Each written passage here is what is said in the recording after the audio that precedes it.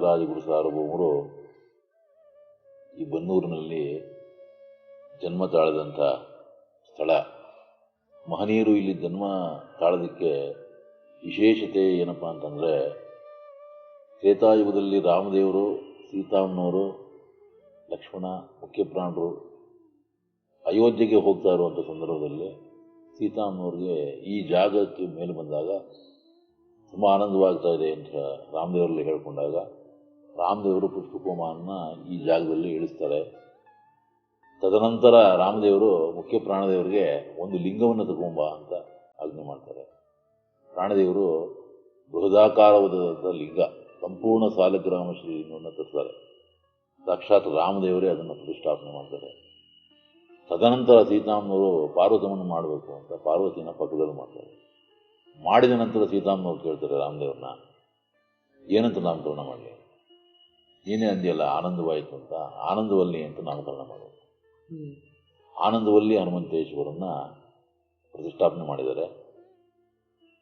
ಅದರ ಪಕ್ಕದಲ್ಲೇ ಕೊಳ, ಅಲ್ಲಿಂದ ಇವೆಲ್ಲ ಹಿಂದೆ ಅಗ್ರಹಾರ.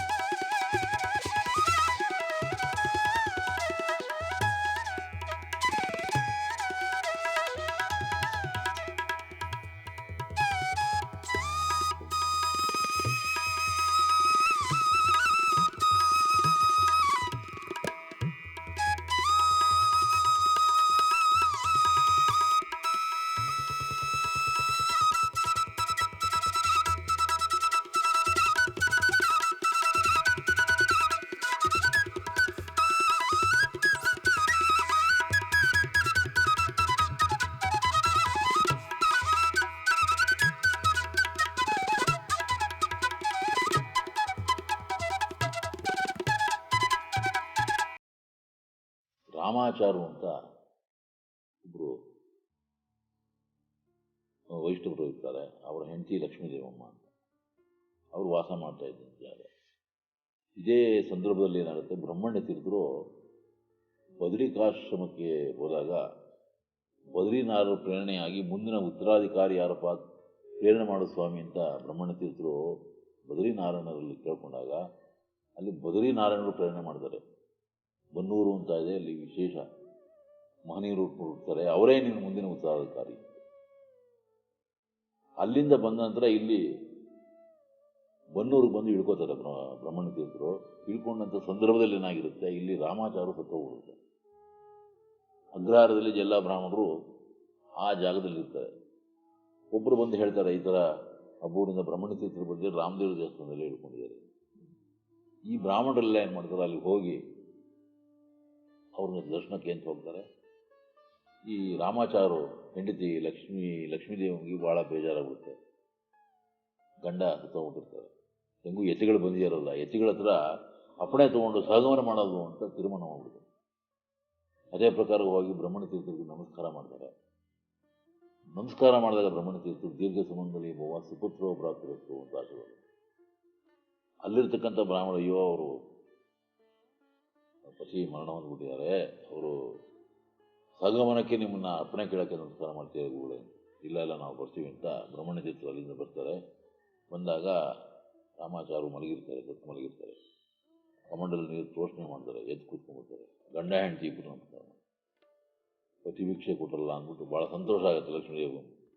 ಅದು ಏನು ಕೊಡಲಿ ಅಂತ, ಏನು ಕೊಡ್ಬಿಡಮ್ಮ, ಇನ್ನೊಂದು ವರ್ಷಕ್ಕೆ ನೀನು ಗಂಡು ಮಗು ಆಗುತ್ತೆ, ಅದು ನಮಗೆ ಕೊಡಬೇಕು. ಆಯಿತು ಅಂತ. ತದನಂತರ ಸುಮಾರು ಒಂದು 3-4 ತಿಂಗಳಲ್ಲಿ ಮತ್ತೆ ಬ್ರಹ್ಮಣ್ಯ ತೀರ್ಥರು ಇಲ್ಲಿಗೆ ಬರ್ತಾರೆ.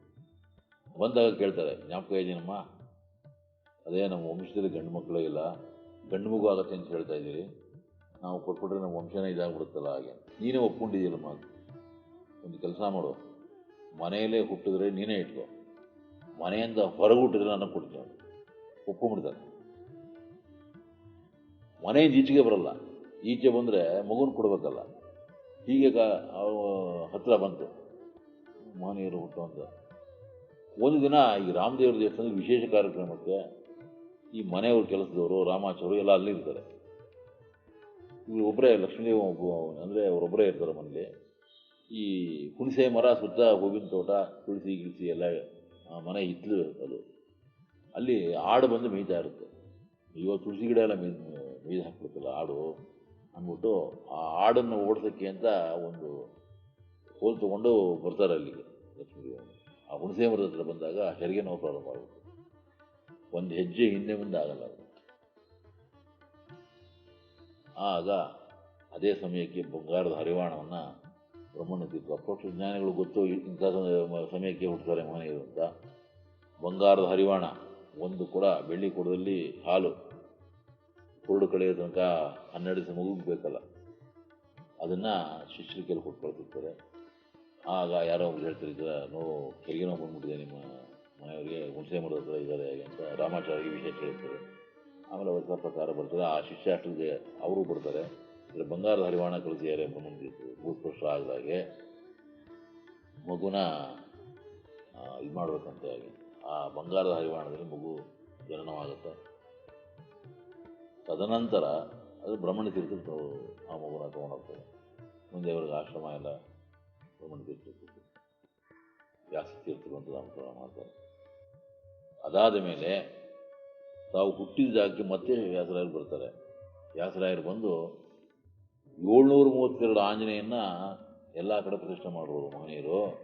ಅದರಲ್ಲಿ ತಾವು ಜನ್ಮ ತಳ್ಳಿದ ಜಾಗ, ಅದನ್ನು ಜನ್ಮಭೂಮಿಯ ಆಂಜನೇಯ ಅಂತ ಸ್ವಾಮಿನ ಪ್ರತಿಷ್ಠಾಪನೆ ಮಾಡಿದರು.